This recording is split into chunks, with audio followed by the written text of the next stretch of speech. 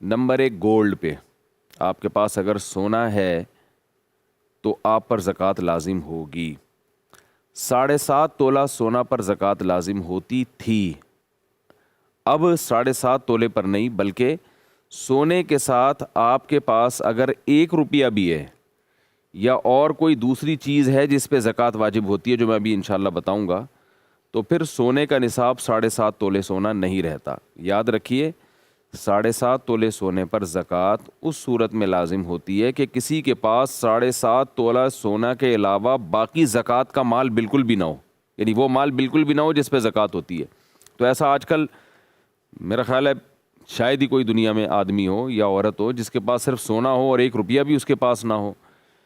تو اس لیے جب سونے کے ساتھ کوئی بھی چیز مل جائے گی تو پھر سونے کا نصاب باقی نہیں رہتا، بلکہ چاندی کے نصاب کی طرف حکم آ جاتا ہے۔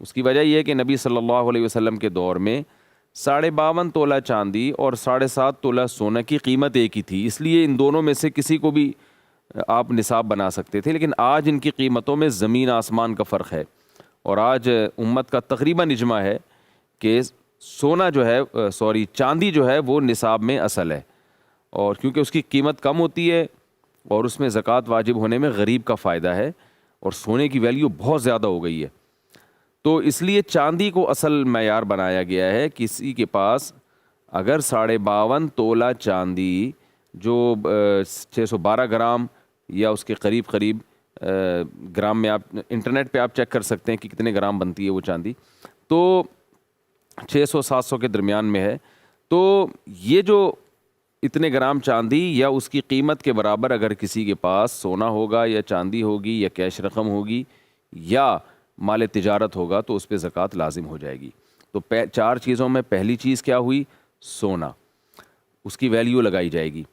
دوسری چیز ہے چاندی، چاندی کی ویلیو لگائی جائے گی۔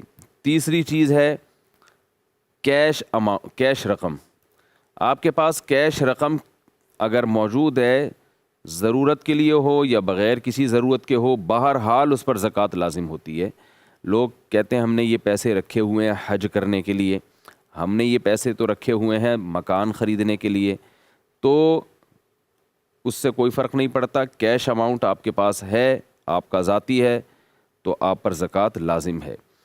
آپ نے اگر کیش اماؤنٹ کسی کو قرض دیا ہوا ہے اور واپس ملنے کی امید بھی ہے آپ کو، تو اس پر بھی زکوٰۃ واجب ہے۔ چوتھی چیز جس پر زکوٰۃ لازم ہوتی ہے وہ ہے مال تجارت۔ مال تجارت کا مطلب یہ ہوتا ہے کہ وہ چیزیں جو آپ نے بیچنے کے لیے خریدی ہیں ان پر بھی زکوٰۃ لازم ہے۔ آپ نے کوئی پلاٹ خریدا، خریدتے ہوئے آپ کی نیت تھی کہ میں اس کو بیچوں گا، تو یہ تجارت کا مال کہلائے گا، اس پلاٹ پر بھی زکوٰۃ واجب ہے، اس کی بھی ویلیو لگائی جائے گی۔ اگر آپ نے پلاٹ خریدا اس نیت سے نہیں کہ میں بیچوں گا، ویسے ہی خریدا آپ نے کہ دیکھیں گے بعد میں کیا کرنا ہے، بعد میں آپ کو بیچنے کا خیال آ گیا، اس پر زکوٰۃ لازم نہیں ہے۔ آپ نے پلاٹ خریدا بیچنے کی نیت سے، لیکن زکوٰۃ کی تاریخ آنے سے پہلے آپ کا ارادہ بدل گیا اور آپ نے کہا چھوڑو کیا کروں گا بیچ کے، تو بھی زکوٰۃ واجب نہیں ہے۔ پتہ یہ چلا خریدتے ہوئے بھی بیچنے کی نیت ہو اور وہ اب تک وہ نیت برقرار ہو، ایسے مال کو مال تجارت کہا جاتا ہے۔ پلاٹ ہے، کوئی بھی چیز ہے، پرچون کی دکان میں جو جنرل اسٹور میں سامان پڑا ہوا ہوتا ہے، یہ سارا بیچنے کی نیت ہی سے خریدا ہوتا ہے۔ بڑے بڑے جنرل اسٹور ہیں یا چھوٹے چھوٹے اسٹور ہیں، سب میں دکاندار کے پاس جو مال پڑا ہوتا ہے وہ بیچنے کی نیت ہی سے پڑا ہوتا ہے، لہذا دکان کا جتنا مال ہے اس پہ زکوٰۃ لازم ہے۔ خود اس دکان پہ لازم نہیں ہے، کیونکہ دکان بیچنے کے لیے نہیں خریدی ہوتی ہے، رینٹ پہ دینے کے لیے خریدی ہوتی ہے، یا اس میں بزنس کے لیے خریدی ہوتی ہے، یعنی اس میں مال ڈال کے بیچنے کے لیے خریدی ہوتی ہے۔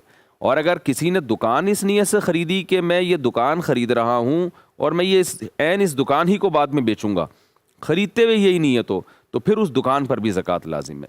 آپ نے مکان خریدا بیچنے کی نیت سے، مکان پر زکوٰۃ لازم ہے۔ آپ نے مکان خریدا بیچنے کی نیت نہیں تھی، رینٹ پہ دینا چاہتے ہیں یا رہنا چاہتے ہیں یا کنفیوز ہیں کہ پتہ نہیں کیا کروں گا، تو اس پہ زکوٰۃ لازم نہیں ہے، اس کے رینٹ پہ زکوٰۃ لازم ہے۔ وہ میں آپ کو بتاتا ہوں کیسے لازم ہوتی ہے۔ تو دوبارہ میں ریپیٹ کر دیتا ہوں، 4 چیزوں پہ زکوٰۃ ہوتی ہے: گولڈ پہ، چاندی پہ، اور کیش اماؤنٹ پہ، اور مال تجارت پہ۔ تو یہ 4 چیزیں جس کے پاس ہوں گی. اچھا اس میں استعمال کی چیزیں